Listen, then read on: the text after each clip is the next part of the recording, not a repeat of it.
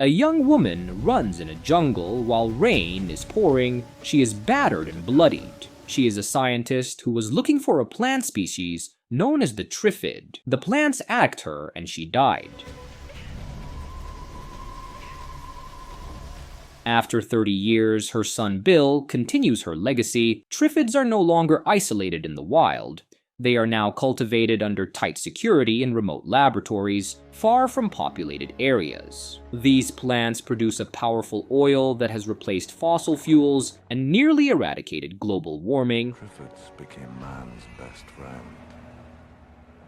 However, oil companies keep the full truth from the public. Triffids are not only carnivorous, feeding on living beings, but also equipped with venomous tendrils that can permanently blind their victims. Any interaction with the plants requires protective eyewear and is supervised by guards who keep the triffids at bay using tasers. During one routine study session, Bill is accompanied by a guard named Lucy. As they record more triffid sounds, they're interrupted by an intruder, Walter, an anti-triffid activist who has broken into the lab. Walter attacks Lucy, knocking off her protective goggles. Bill reacts quickly, handing Lucy his own goggles and using the distraction to grab her taser and subdue Walter. But the sudden commotion attracts the triffids. One of them lashes out and Bill is struck with venom directly in the eyes. As security forces finally arrive to arrest Walter, Lucy quickly helps the injured Bill and rushes him to the hospital. That same day, people around the world are excited for a rare meteor shower. A radio host named Joe interviews an astrophysicist who explains that the sun will release a powerful burst of gas and nuclear energy. It will look spectacular from Earth, but is supposedly harmless to humans. We humans will suffer no harm. We should sit back and enjoy the fireworks. The doctor treats Bill with an anti-venom injection and bandages his eyes, explaining that there's a 50-50 chance Bill could go permanently blind. They'll need to wait at least 24 hours to know for sure. You have a 50-50 chance of losing your sight. When night falls and the cosmic event begins, the solar flare produces an intense flash of light that blankets the entire planet. And the sky really is quite spectacular. The burst is so bright it disrupts all electronics and causes severe pain in the eyes of anyone watching it. People everywhere start to lose their vision. Meanwhile, Bill is asleep with his eyes bandaged, completely unaware of the global catastrophe. When he wakes the next morning, he's met with chaos, people panicking, disoriented, and unable to see. Bill removes his bandages and is relieved to find that his eyesight is still intact. Meanwhile, on a plane flying over the city, a man named Torrance had been sleeping through the entire event. He wakes up only when he hears people screaming. The plane is crashing because the pilots have gone blind. Torrance locks himself in the bathroom with a pile of life jackets. When Bill looks through the window, he sees a plane about to crash. The wheel of the plane comes crashing through the window, hitting Bill. When he wakes up, he finds the doctor, who explains that the solar flare has blinded most of the world's population. It must have been the sun, the solar storm, everyone staring at the sky. Realizing the danger, Bill immediately heads back to the lab. On his way, he sees the city descending into total disorder. Elsewhere, Joe regains consciousness in a subway station, having been underground and shielded from the solar flash. Torrance survives the crash and wastes no time exploiting the chaos by breaking into a store. As Joe exits the wrecked station, she's swarmed by desperate people, including a mother and child, who realize she can still see. Sam, what's happened? We can't see. Nobody can. Joe escapes into a car to drive away, but the road is blocked by the panicked crowd. A blind police officer tries to detain her. At that moment, Bill arrives. Realizing the cop is blind, Bill quietly takes the officer's gun and rescues Joe. The two flee the area, staying silent to avoid drawing attention from the blind mob. Back at the lab, Walter, who had noticed the flare and shielded himself just in time, uses the confusion to escape. While everyone else, including Lucy, goes blind, Walter opens the enclosures and releases the triffids. After walking for hours, Bill and Joe arrive at Whitehall, but a crowd of blind people has gathered there too. They try to approach the guards, but the soldiers open fire without warning. After witnessing a man kill himself, Bill decides to head back to the lab himself to assess the situation. Joe, not wanting to be alone, chooses to go with him. They steal a car and drive to the facility, only to find it completely overrun. The triffids have escaped and everyone inside is dead, including Lucy and Walter. She was blind, but she fought. Bill gathers all of his research materials from the destroyed lab. Afterward, he agrees to take Joe to her father's home so she can check if he's safe. But by the time they arrive, it's too late. Her father is already dead, his body being dragged away by a triffid. Joe grabs a gun and tries to shoot the creature, but the attack only provokes it further. Bill has to pull her away before more triffids appear and surround them. The incident leaves Joe shaken. Now that she's seen firsthand how lethal the triffids are, she decides the public needs to be warned. She and Bill return to London and head to the BBC's emergency broadcast station to send out a message. During a short interview, Joe helps Bill explain what's happening. So if you are sighted, then arm yourselves and do what you can. They warn survivors that the triffids are highly aggressive, attracted to movement and sound, and that now they're likely heading into populated areas in search of food. Where the most abundant source of food is. After the broadcast, the two take a brief break and share a meal. Bill opens up about his past. His father, Dr. Mason, was the scientist who originally discovered that altering triffids genetically could solve the world's energy crisis. However, his mother had strongly disagreed with the ethics of that work. Her opposition ultimately led to her death in the jungle, and Bill hasn't seen his father since then. Meanwhile, Torrance sneaks into the Prime Minister's residence and finds the secretary, Hilda, who is now blind. I'd like to see the Prime Minister. This is where he lives, isn't it? He spends the night there, and in the morning, Hilda plays the emergency broadcast that Joe transmitted. Later on, Bill spots flare signals in the sky coming from a distant part of the city. This suggests that a group of sighted survivors has formed a safe community and is trying to guide others to their location. On their way there, Joe and Bill run into Torrance, who is looting weapons from a damaged military vehicle attacked by triffids. He pretends to be alone and offers to join forces, but Joe and Bill decline. They don't trust him, unaware that Hilda is hidden inside his vehicle. Okay. See you down the road. Eventually, Bill and Joe reach the building that sent the flares. But once they arrive, they learn the community doesn't allow blind people to enter. By the entrance, Major Coker, a man that can see, is angrily talking against this, saying they should help the blind. I've done everything I can to keep these people fed and safe. Joe and Bill are eventually led into the stronghold, where they're welcomed by a few Home Office officials. The facility has its own power generator and a secure perimeter, so it's one of the safest places around. Bill tries to warn them about the triffids, but the leadership doesn't seem too concerned. They believe as long as someone can see, avoiding the plants is manageable. Their main focus is on gathering supplies and planning an escape to a more permanent location, one that doesn't involve bringing the blind with them. No point in dying with them. Bill, meanwhile, is preparing to leave in search of his father, hoping he might still be alive and working on a solution to stop the triffids. He's hesitant about bringing Joe along. You'll have a much better chance of survival if you stay with her. Coker's group soon storms the Home Office building, entering through the underground parking garage and deploying tear gas to subdue the residents. They round up everyone who can see, including Joe and Bill.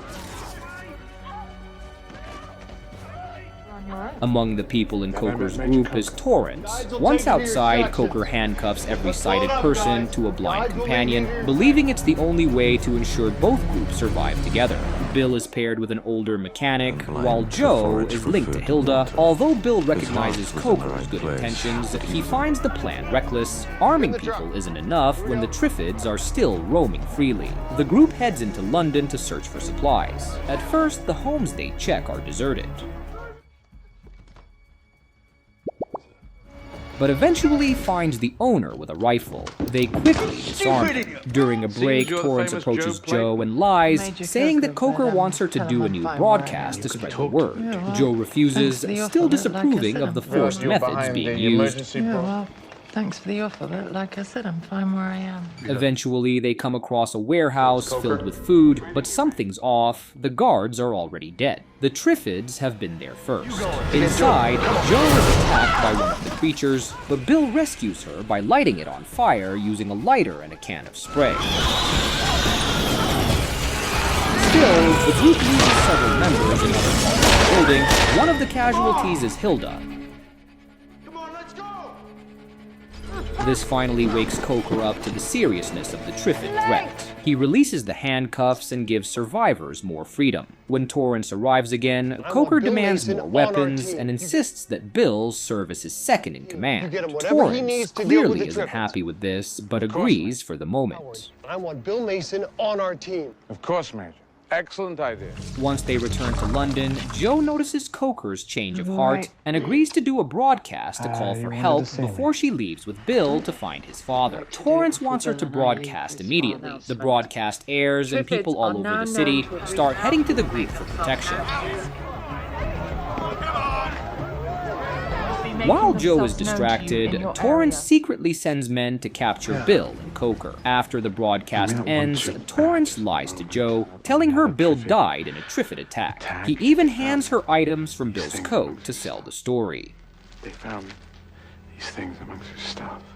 In the forest, Torrance's men try to lure the Triffids in with noise, hoping the plants will do the killing for them. The Triffids arrive much faster than expected and wipe out the soldiers.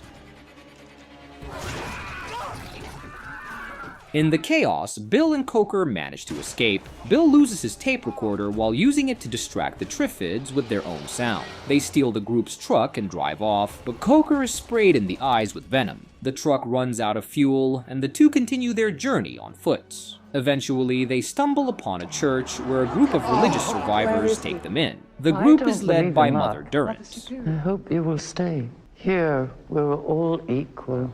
Bill learns the Triffids don't attack the church because God intervened, but this doesn't make sense for Bill. He decides to investigate further. Coker chooses to stay. As Joe walks through the area, she notices a wall being built around the perimeter, an effort to keep the Triffids out. Joe approaches a young fighter named Troy and quietly asks if there's any real proof that Bill is dead. Troy admits they don't have any, only the tape recorder one of their men brought back from the forest. What Thomas has got in that red box? Some bust up old MP3 player. Bill ventures into the forest behind the church and discovers the horrifying truth. Durrant has been secretly sacrificing people, including members of the clergy, to the Triffids. Joe sneaks into Torrance's office and retrieves the recorder, storing it safely with Bill's other belongings. Realizing what's really going on, Bill races back to stop Durrant, who is moments away from sending a young girl into the forest under the false promise of building a new community. Bill exposes Durrant's lies in front of the group, and the community turns on her, casting her out. If you defy me, you will be damned. With Coker now accepted as the new leader, Bill is finally free to continue his journey to find his father without worrying about their safety. Later that evening, while Torrance is preparing for his dinner with Joe, she takes the opportunity to make one final broadcast. In it, she warns everyone not to come to the community, revealing the truth about Torrance, that he's manipulating survivors and would gladly let them die for his own power. Here there is government, law and order. Torrance immediately orders his men to hunt her down, but Joe is already gone, having escaped with Bill's belongings safely in her possession. On her way out, Troy spots her hiding, but instead of turning her in, he throws her a flashlight.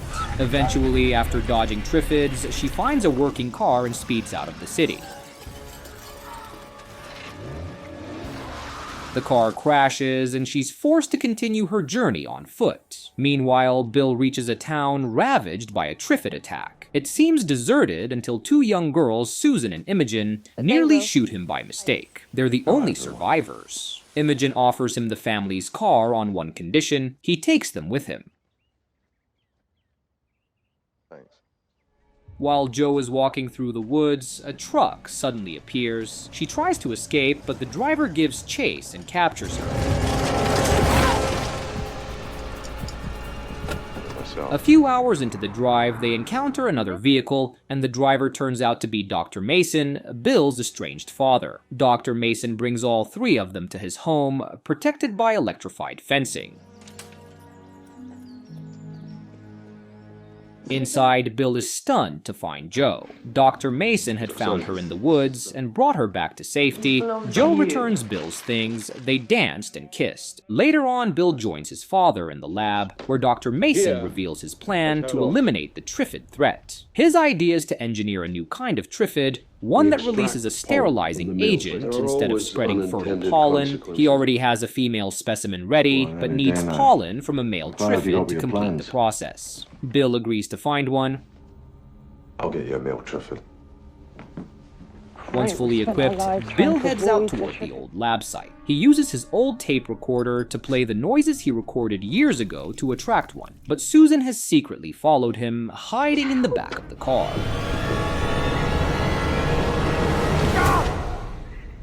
Before he can properly react, a male triffid appears and grabs Susan. Unable to safely shoot without hitting her, Bill makes a split-second decision. He launches himself at the creature, fighting it with brute force until it collapses. With the male triffid finally dead, Bill and Susan return home, bringing back its head. Dr. Mason immediately gets to work on the sample. That same night, a new crisis begins to unfold. Triffids across the country start to spore, releasing clouds of reproductive matter that could spread uncontrollably. Torrance, growing desperate, sends Troy to the old lab to locate Bill's file. The next morning, a helicopter flies over Dr. Mason's house and drops leaflets advertising a new survivor colony located on the Isle of Wight. After discussing it, Bill, Joe, the girls, and Dr. Mason agree to head there once the experiment is completed. This is good. This is very good. While trying to make sense of his wife's old recordings, Dr. Mason listens to them in the lab while feeding the modified triffid. But the sounds agitate the plant, making it violent. It attacks through the small hatch in the lab door, stinging him before he can react. Bill, hearing the screams, races in, turns off the recording, and shoots the creature, but it's already too late. Dr. Mason has been poisoned, and he dies shortly after. Bill buries his father with respect. With the female plant gone, there's no way to restart the experiment in time. Accepting this, the group decides to leave for the Isle of Wight at dawn. But as soon as the sun rises, Torrance and his men arrive at the house. They capture Susan and Imogen and issue a cruel ultimatum. Bill has 24 hours to come up with a way to stop the triffids, or the girls will be killed. If you fail, I take Joe, kill you, I give the girls to the triffids. Realizing there's no way to reproduce the experiment in time, Bill shifts focus to escape. He comes up with a plan: use the triffid recordings to draw the creatures to the house, then escape during the chaos while Torrance's men are distracted. When Torrance calls Bill for another confrontation, Bill gives Susan the recorder and tells her to hide it and wait for the right moment. While Torrance mocks Bill and cruelly brings up the deaths of his parents, Susan quietly slips out a window and leaves the recorder outside, playing the triffid sounds at full volume. As night falls, the plan works. The triffids begin approaching the property. Troy, shoot Mason. Torrance orders Troy to execute the family. When Troy enters the room with his weapon drawn, he finds himself unable to go through with it. Instead, he fires into the air to fake the killing. Troy, determined to help the family escape, knocks out the man responsible for controlling the house's power grid. When Torrance realizes the triffids are getting close enough to be electrocuted, he radios in an urgent order to reactivate the electric fence, but Troy, now in control, pretends the system isn't responding. It's not working! The triffids break through and attack Torrance's men. Torrance abandons his followers and rushes back inside the house. There, he catches Troy helping the family escape and immediately shoots him in the leg. Bill grabs a taser and shocks Torrance into unconsciousness. I mean, look, they're everywhere. Oh, nice try, Joe. But the triffids have surrounded the house completely. Suddenly, a long-suppressed memory resurfaces. He finally understands what the black mask from his childhood was used to. His mother's people had poured triffid venom into his eyes while he wore the mask. The venom didn't harm him, but it fooled the plants into believing he was one of them. That's how he survived as a child. With that knowledge, Bill springs into action. He takes a broken triffid branch from the earlier fight and uses its venom. One by one, he applies the same method to everyone: Susan, Imogen, Joe, Troy. Good girl. When they finally step outside, the triffids freeze, sensing something familiar. They don't attack. The entire group moves through the deadly plants untouched. At that moment, Torrance regains consciousness and charges after them, ignoring the danger. But the triffids swarm him instantly. Later, Bill, Joe, Troy, and the two girls set sail on a boat, headed for the Isle of Wight. With Dr. Mason's research in hand and a small team of survivors at his side, Bill holds on to hope that they'll find the tools and time they need to finish the experiment. And with that, the movie ends. We hope you enjoyed our recap. Like the video and subscribe to our channel for more amazing recaps. See you in the next one.